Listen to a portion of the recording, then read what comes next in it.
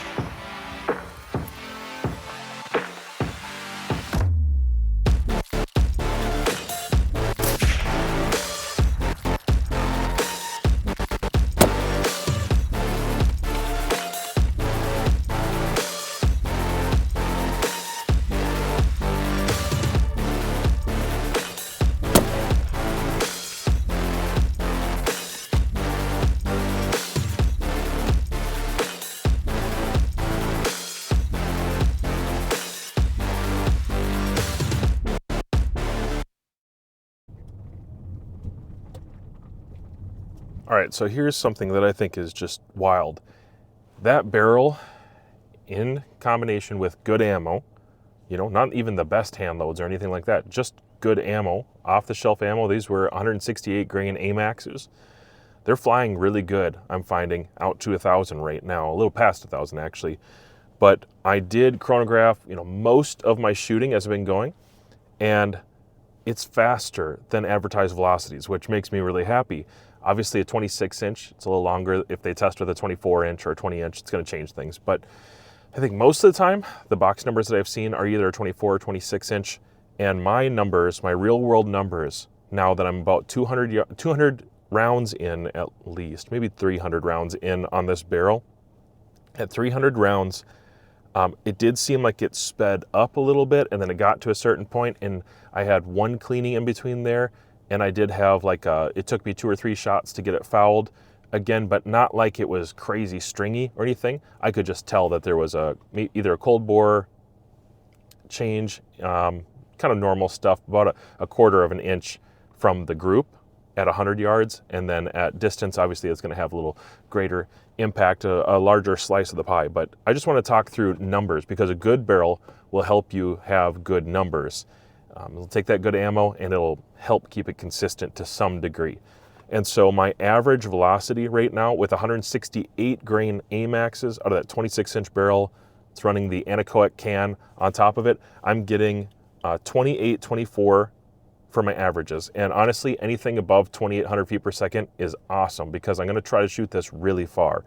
So I do want to keep up my velocities, pretty close to the 2,900 foot per second if I can with that 308, but 2,800 is awesome. So 28, 24 is really good. My SDs, and I'm going to show you the screen just so you can see, let me light it up.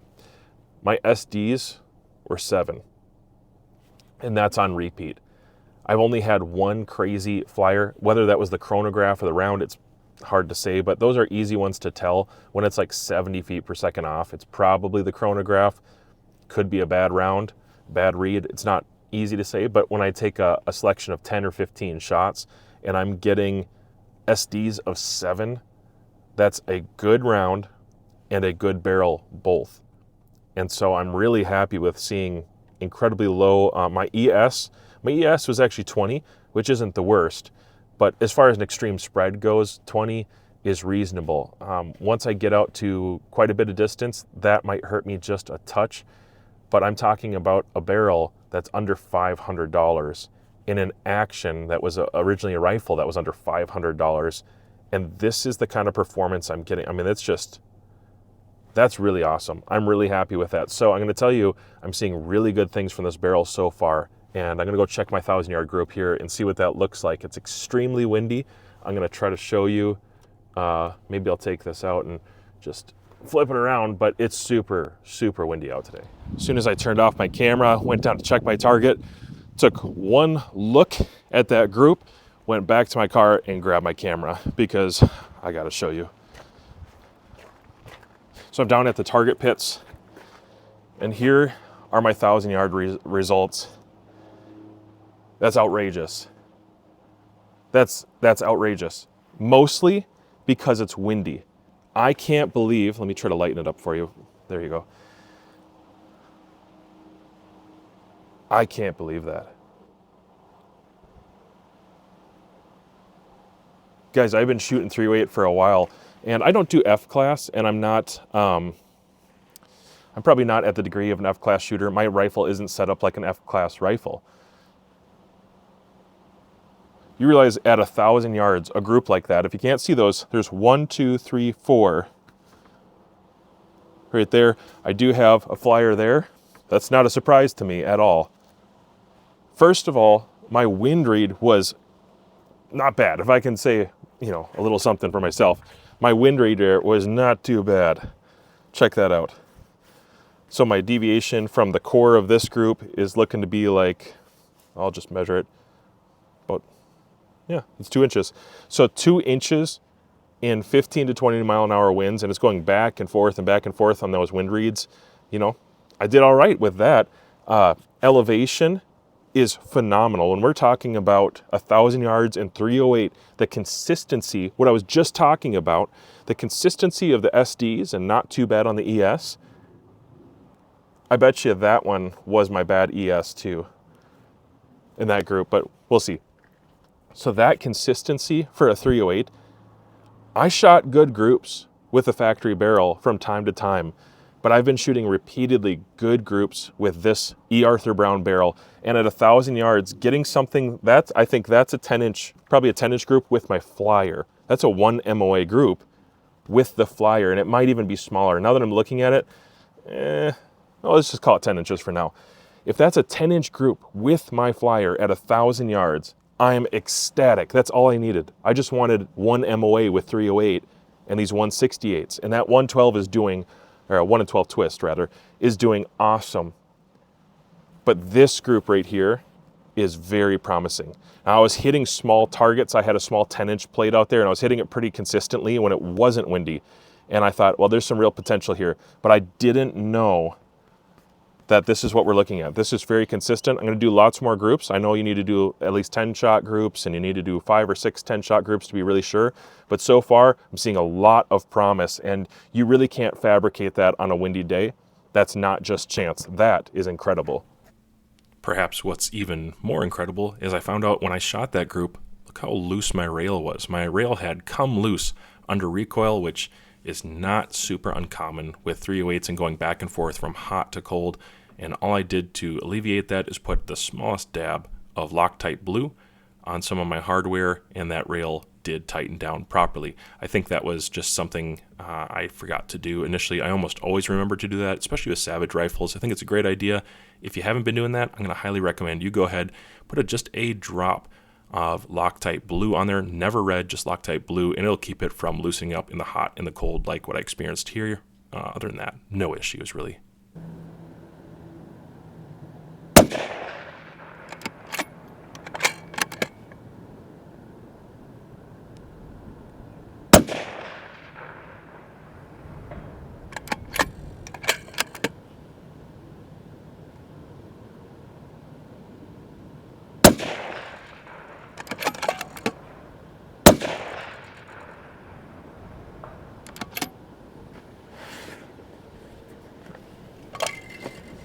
Real briefly, I'll just talk you through some of this build and my intention behind it and my thought behind it.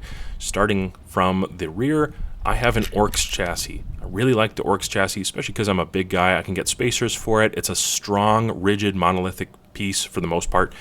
And I find that E. Arthur Brown Company, again, has some of the best prices for these chassis. So I'm very happy with it. I find that they do seem to not require any extra work. It's not like you have to bed these things.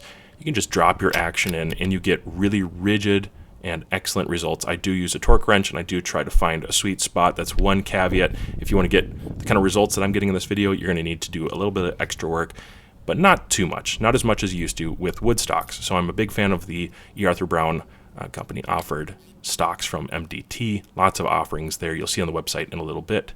Moving on from there, I really enjoy anechoic suppressors. So attached to the E. Arthur Brown barrel is an anechoic suppressor. Thank you to Anechoic for being a sponsor of the channel. This is their 35 that have actually replaced the end cap with a caliber specific end cap, and it still suppresses really well. Technically, it's about hearing safe, even with 168s at 1,000. As long as I'm not shooting under the hood there, I can actually shoot that without hearing protection. It's very comfortable, and it's not snappy to my ear. If I'm in a big, wide open place, it's even better. The next component I should probably talk about is that trigger. I did adjust that trigger down and mess with that a little bit, and so you're going to have to lower your trigger down quite a bit if you want to get the peak performance out of the Savage rifles, which is not too hard to do. I do have an Atlas B&T bipod as well with a Wiser Precision adapter on there. The Orcs chassis does have the weight and Arca rail installed on top of that. And then going up, I have an Anarchy Outdoors rail. That's a 30 MOA rail with a bubble level in the base. It is my favorite brand when it comes to bubble levels and bases, scope mounts, so I can get increased elevation and make the most out of that Telson Optics TM25. I already have a review on the Telson Optics 3-18, as that's the Toxin model in mil, and then also this TM25. I'm really happy with them. They're both superb optics. I do plan on trying to do some crazy distance shooting with the setup exactly as you see it right here in the future.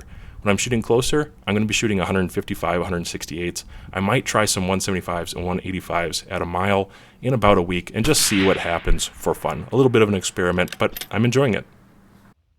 Briefly, I want to tell you about something I'm pretty ecstatic about. These groups are really tight, considering that these are at 200 yards. Well, it's a little over. So these are 207 yards. It was 47 degrees. It was super windy, 12 to 18 mile an hour. Had to really read the wind hard and wait for the lulls to pull the trigger.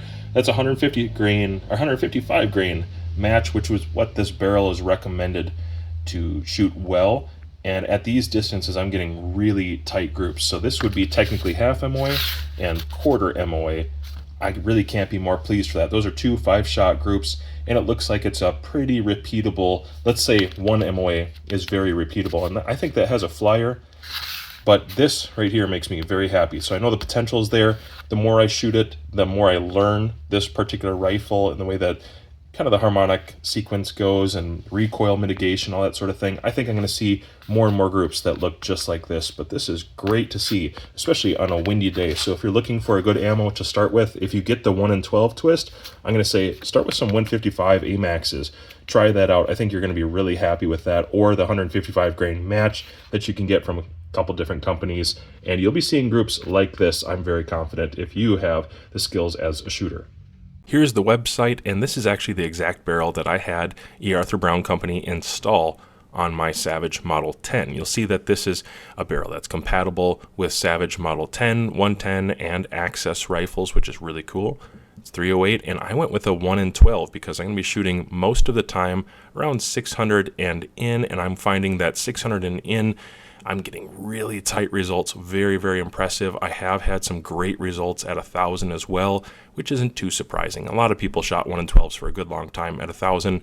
You might want to consider, if you're shooting heavier bullets, long range more often, you might want to consider actually this barrel. This is the 1 in 8 version of it. A 1 in 8 twist, as you'll be able to read down here, is going to be better for rifling twist with heavy high BC long range bullets. So if you're looking to do long range stuff or subsonic ammo, this is the twist rate for you with a 308.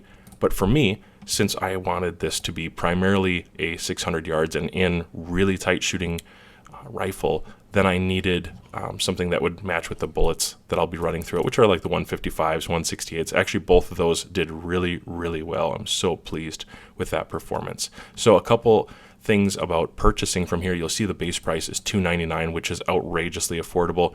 You can get a barrel installation. It only costs you $65. So heads up to everybody in Minnesota, first of all. This is a really great company, and they're charging you next to nothing. That's almost like losing money on the installation, in my opinion. You can't even buy the tools for that cheap. That's such a great price.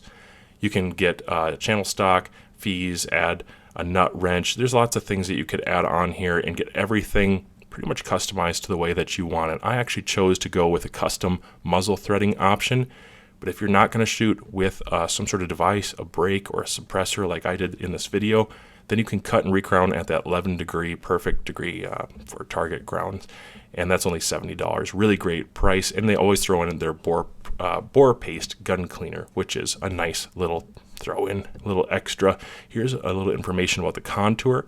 It's a standard small shank on my particular rifle, 26-inch length, weighs about 4 pounds, 7.8 ounces. So they're giving you lots of the precise information that you're going to need. Tapers down to 0.8. I think this is a really great barrel. It's very rigid, actually, for going down to a 0.8. I think it's a very rigid barrel. I did not find it had harmonic node issues. As you could tell, it wasn't super picky with ammo. It actually shot everything pretty good. It is 2-pass button rifled, which is important. So not just 1 pass and then leaving, a lot of rugged edges in there. It's 2 passes, it's button rifled, so it's going to get kind of the best you can at this price point. I think it's a very respectable form of rifling. Button rifling is great and has a great reputation. If that's not precisely what you were looking for, then I would recommend check out their website and all the different things that they have. I mean, just look at how many models they have.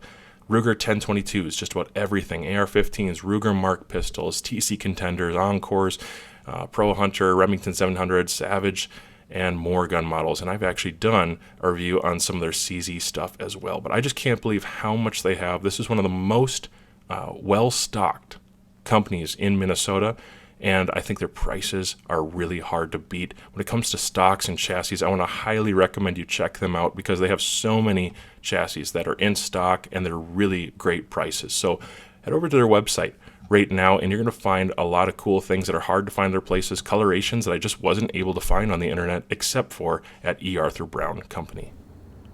So when it comes to E. Arthur Brown as a company, absolutely, I do recommend them. Excellent experience, wonderful people, so pleased with all of it. The barrel installation and services, absolutely recommended. I think they've done a really great job, whether that's their website interface and all the options there or the actual service itself and communication. I found them to be extremely helpful. Even when I was not knowledgeable, they were. And so that's a great sign of a Minnesota company that deserves your support and your business. And I'm very happy to see a 2A friendly member in a state like mine. And I want them to do really well. So please help me in supporting this brand. I do not get kickbacks for sales. And I want that to be very clear that this is just something I'm doing because I genuinely think they have a great product. I'm not going to be shooting this particular barrel and twist rate for a PRS unless it's closer ranges. But I will tell you, the 26-inch with the threaded option was really hard for me to find in other brands with this contour and everything. I'm very, very happy with it. I might even use it for some static deer hunting in the future. It's not the heaviest rifle I own. It's obviously not the lightest rifle I own, but it does balance extremely well. It's very comfortable. It's hearing safe when I throw on that anechoic can, and I find that it stabilizes most bullets surprisingly well. It's my first experience with a 1 in 12 twist 308, and honestly, I couldn't be happier.